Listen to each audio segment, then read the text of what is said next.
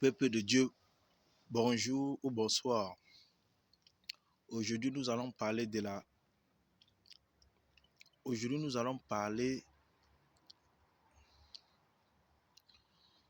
comment faire pour renouveler son alliance avec Dieu.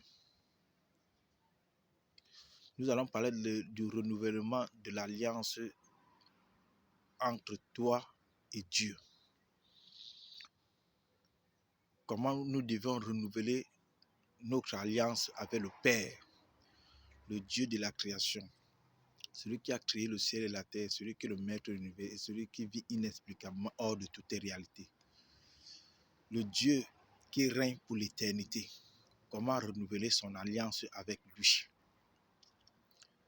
La première des choses, vous devez faire ce qu'on appelle un examen de conscience.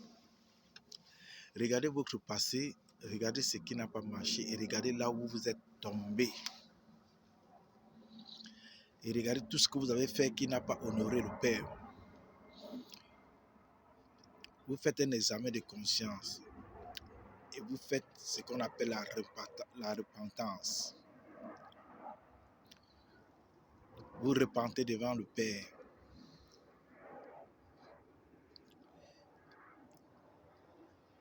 Vous faites ce qu'on appelle la repentance.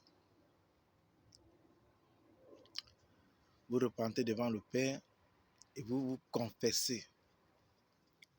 Vous confessez devant le Père. Vous faites la confession. Vous vous confessez devant le Père.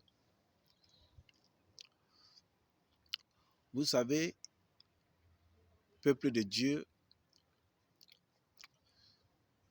je m'adresse ici aux chrétiens croyants.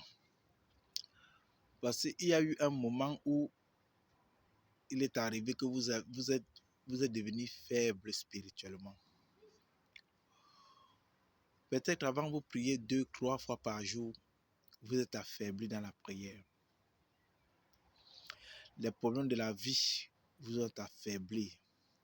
Les situations que vous traversez, que depuis vous pleurez devant le Père en disant que depuis, vous lamentez devant lui.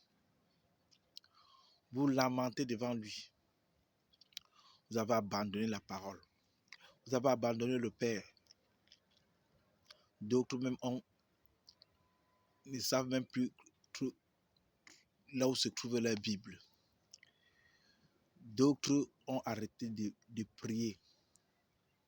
D'autres sont retournés dans le monde, de recommencer leur vie avant. Quand les situations comme ça vous arrivent, le diable est dans la joie. Le diable est content de ton échec vis-à-vis de ton Père. Ça veut dire que tu n'as pas su atteindre ton objectif devant Dieu. Comme ça, le diable se réjouit. Il est content que tu rentres dans le monde de le servir. Chers frères et sœurs en Christ, pour renouveler ton alliance avec le Père, tu dois prendre une semaine de jeûne. Tu dois prendre une semaine de jeûne et regarde où tu es tombé. Les choses que tu as fait qui n'honorent pas Dieu. Ce que tu as fait qui n'honore pas le Père. Tu dois prendre une semaine de jeûne. Si tu t'es remis dans l'alcool pendant une semaine, tu jeûnes par rapport à ça. Si tu es tombé dans la fornication pendant une semaine, tu jeûnes par rapport à ça.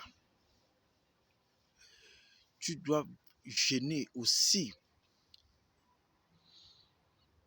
pour la chose, pour le péché qui t'empêche de marcher selon le plan de Dieu dans ta vie. Le péché, peuple de Dieu, tout chrétien, nous les chrétiens, nous avons en nous les péchés que nous avons du mal à se débarrasser. Tu dois prendre un jeûne. Si c'est la colère, tu n'arrives pas à te maîtriser, même quand quelqu'un t'énerve, tu n'arrives pas à te maîtriser, tu te mets toujours en colère. Tu dois prendre un jeûne pour ça, pour combattre cet esprit. Cet esprit, si tu fumes, si tu sors tout le temps, ce qui n'arrive pas, ce que tu n'arrives pas à t'en passer, le péché qui t'empêche,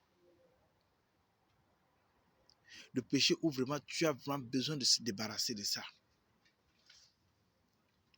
Tu dois jeûner uniquement pour ce péché-là ou pour ces péchés-là. Afin que le Père détruise cet esprit, il faudrait déjà avoir la volonté de te débarrasser de ce péché. Il faudrait avoir cette volonté. Parce que quand tu as la volonté dans le physique, il faudrait d'abord avoir la volonté de tout péché qui t'empêche de marcher selon le plan de Dieu.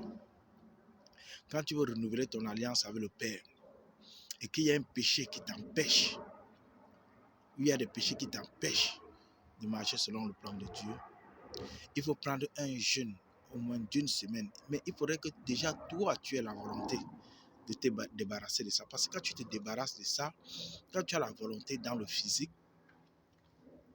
et Dieu, dans le spirituel, fait le travail. Peuple de Dieu, vous devez comprendre que, mes chers frères en Christ, vous devez comprendre que Dieu est un. C'est lui le Père, le Fils et le Saint-Esprit. Quand elle est venue dans ce monde, vous voyez tous les grands prophètes, tous les grands serviteurs que Dieu avait appelés, que Dieu avait oints, qui sont venus en mission sur terre. C'est le Père qui est passé par son esprit. Il est passé dans ce corps-là. Peut-être on va vous parler de Moïse, d'Abraham. On va parler de ces prophètes-là. Mais ce sont des noms, ils avaient vraiment, dans le temps, ils avaient leur nom à eux. Bon, les Abraham ou bien le Christ, tout ce que vous voulez. Bon, on est obligé aujourd'hui de marcher avec cette identité-là parce que c'est ce que le monde connaît. Mais dans les révélations du Père, les Abraham avaient leur nom d'origine. Les Moïse avaient les noms d'origine qui venaient du continent africain, parce que tout ça c'était des Africains. Donc quand tu vois même le Christ lui-même, le Père est descendu, parce que s'il fallait sauver l'humanité, Dieu c'est un Père d'esprit. Dieu c'est un esprit. Donc il fallait, pour parler à l'être humain, il fallait qu'il descende dans un corps de chair pour parler aux humains. Parce que s'il fallait parler aux esprits, il n'avait pas besoin du Christ, il n'avait pas besoin d'Abraham, il n'avait pas besoin des grands prophètes que vous avez connus dans l'histoire. Il n'avait pas besoin d'eux. Regarde, quand il combat dans l'esprit, quand le Père combat pour vous dans le spirituel, il n'a pas besoin de vous. Parce qu'il combat esprit par esprit. Et quand le Père aussi a besoin de vous, quand le Père a besoin de vous pour parler à son peuple, pour parler à ses enfants, pour parler à ses brebis égarés, il est obligé de passer par un corps pour transmettre le message. Il est obligé de parfois passer par un corps pour pouvoir opérer certaines guérisons. C'est la raison pour laquelle il est passé par le Christ. Le Christ était comme un canal pour sauver l'humanité. Donc Dieu a été obligé de mettre son esprit. Et il parlait d'une identité. Cette identité, c'était le Christ qui est venu par la chair des humains. Mais c'était Dieu lui-même. Mais pour annoncer la nouvelle, il fallait aussi qu'il passe par un corps pour sauver l'humanité. C'est pour ça qu'il est passé par le Christ. C'est la même chose qu'il est passé par le prophète Isaïe, c'est la même chose qu'il est passé par les Jérémie, les Abraham, tout ça. Il est entré dans des corps pour annoncer le message, pour délivrer les peuples, hein, pour changer l'histoire de l'humanité. Parce qu'il fallait qu'il passe par des humains. Donc, peuple de Dieu, chers frères et sœurs en Christ, donc c'est comme ça que le Père transmet ses messages. Il est toujours obligé de passer par l'être humain que vous êtes.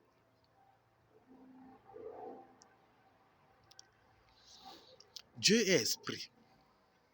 Vous savez, l'être humain, nous avons de l'esprit et nous sommes dans la chair. C'est pour ça que nous avons faim et soif. Parce que nous sommes dans la chair. Dieu n'a pas soif, il n'a pas faim. Parce que Dieu est esprit.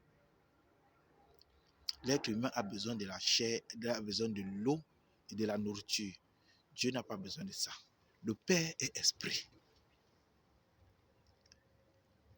Donc, quand vous voulez renouveler votre alliance avec le Père, la première des choses, vous faites l'examen de conscience. Vous vous confessez devant lui. Et vous faites de la repentance. La repentance devant le Père. Là où vous êtes tombé, vous demandez pardon. Si vous l'avez abandonné, vous demandez pardon. Et il faut être prêt de renouveler cette alliance. Le Père vous a toujours ouvert ses portes. C'est un Dieu d'amour, patient. Je vous ai toujours dit que, chers frères et sœurs, vous êtes incontournables. Il est incontournable dans votre vie. Arrêtez de vous lamenter. Arrêtez de pleurer. Le Père au contrôle. Vous savez, dans notre corps, nous possédons beaucoup des esprits. Je vous ai toujours dit que la colère, il y a un esprit de colère.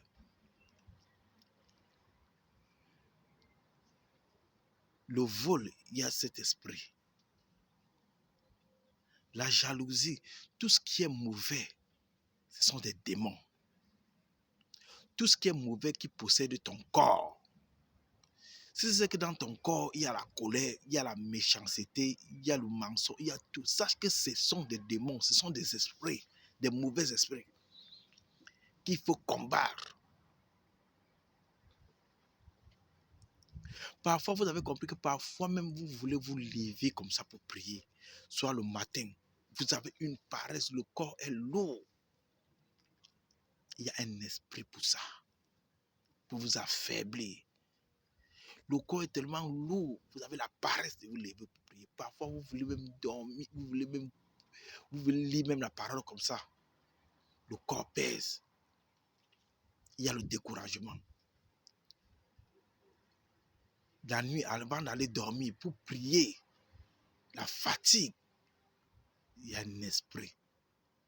C'est là où vous voulez montrer, c'est là où vous les chrétiens, vous devez montrer à Satan que tu es vaincu.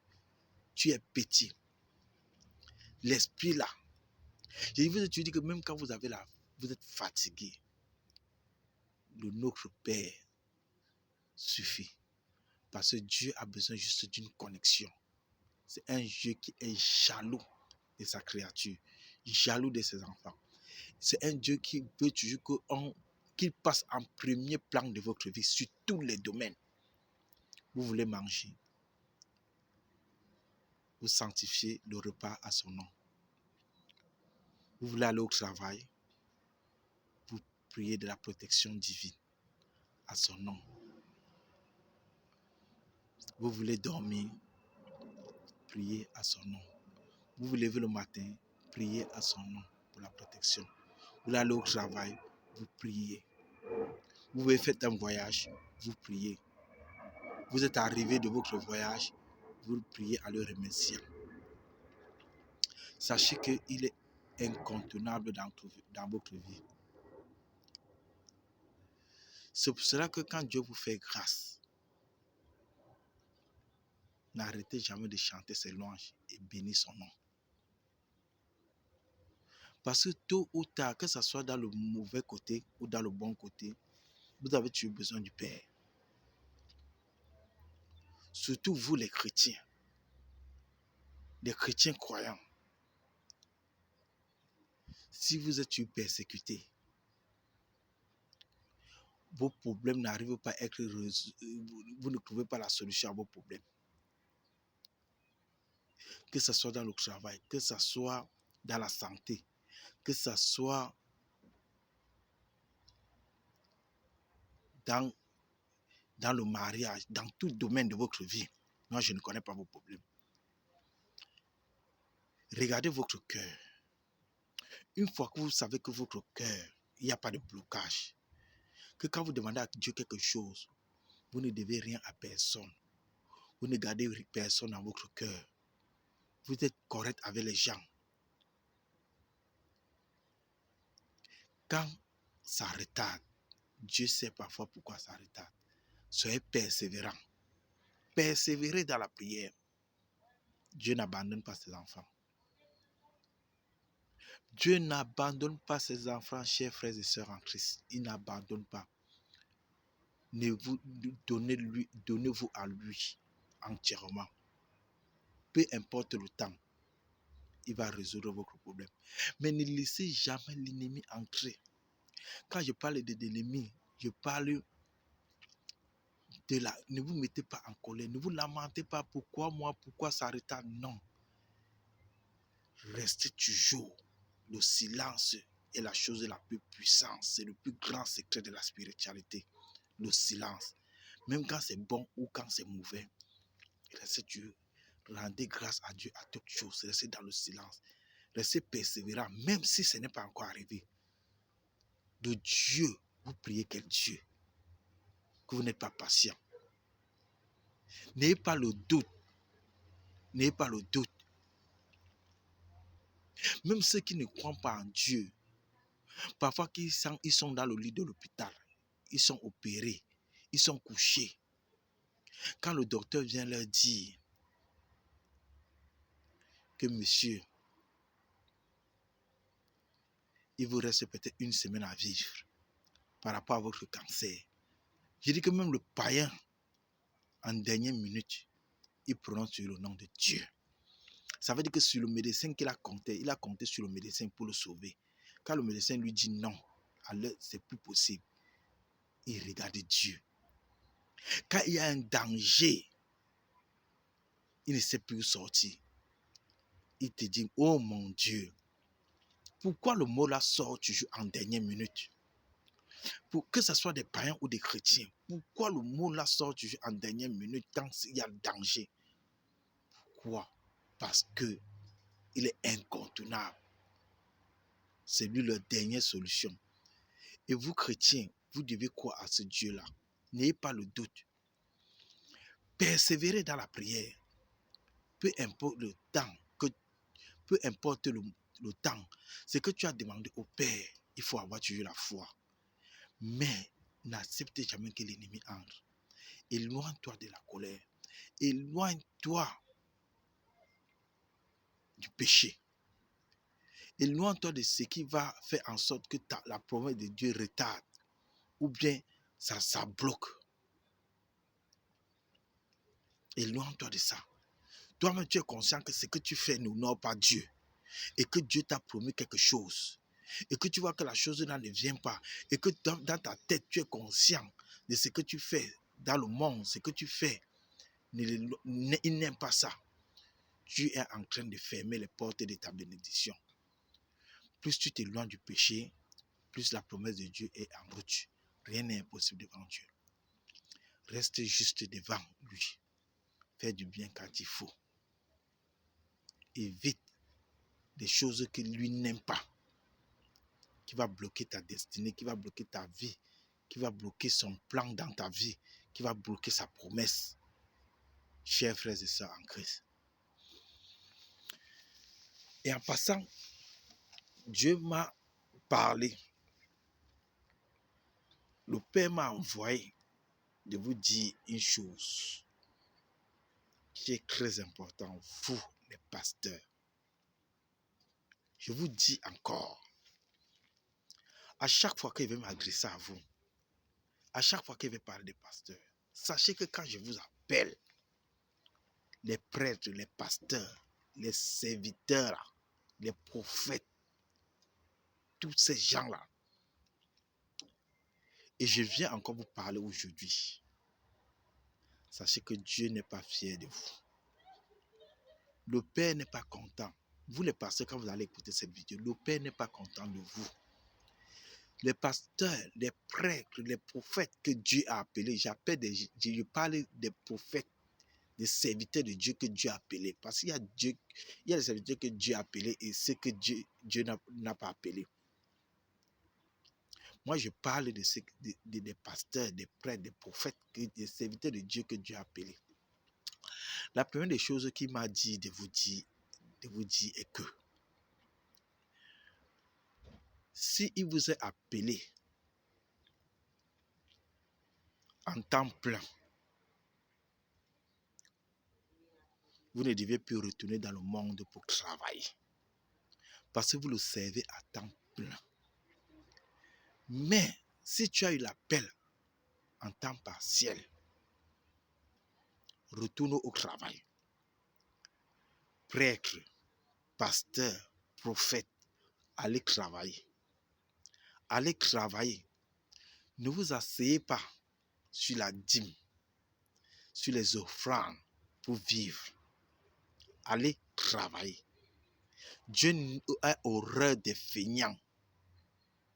Sauf si tu as eu l'appel en temps plein. Qui t'a dit de ne pas aller travailler.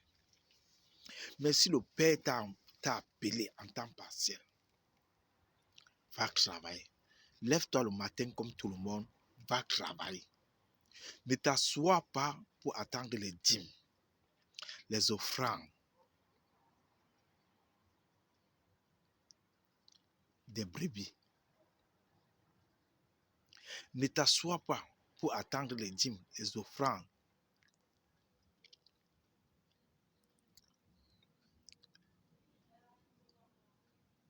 Des enfants de Dieu. Ne t'assois pas pour attendre les offrandes, pour te nourrir des offrandes, pour mettre la pression aux dîmes. Va travailler.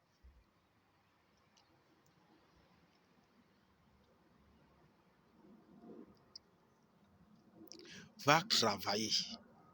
Dieu te demande d'aller travailler.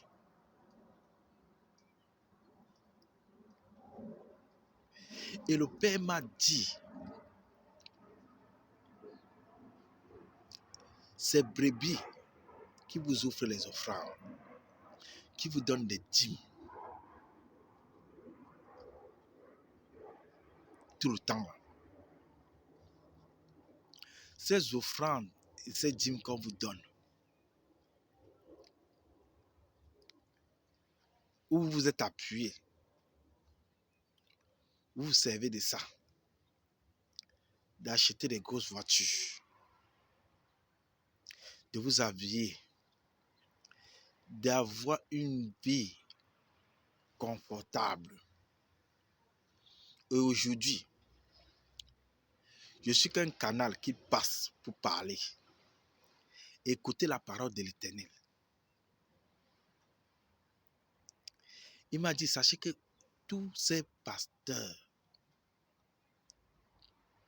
qui ont été appelés par Dieu, qu'à partir d'aujourd'hui, quand vous recevez des dîmes, des offrandes, vous devez diviser ça en deux.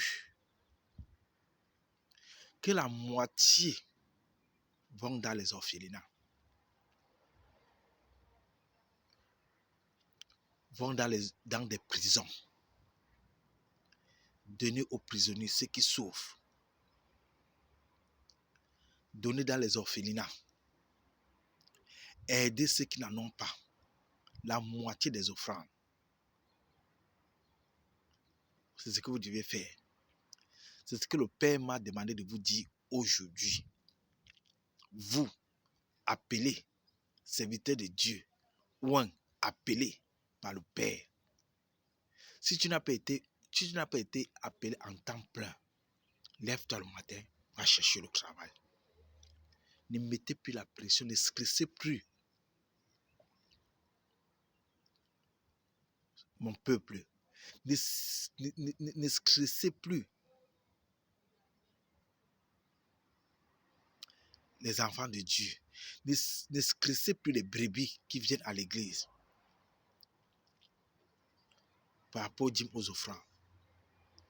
Allez travailler. Allez travailler. Quand vous avez été appelé en temps partiel, allez travailler. Ne vous asseyez pas sur des offrandes, sur les offrandes, sur les dons des chrétiens pour vivre. Grosse voiture, grosse maison, les jolis vêtements, non. La moitié des offrandes, la moitié des dons, tout ça doit être redistribué dans les orphelinats, dans des prisons, les veuves, les orphelins, les gens qui n'en ont pas.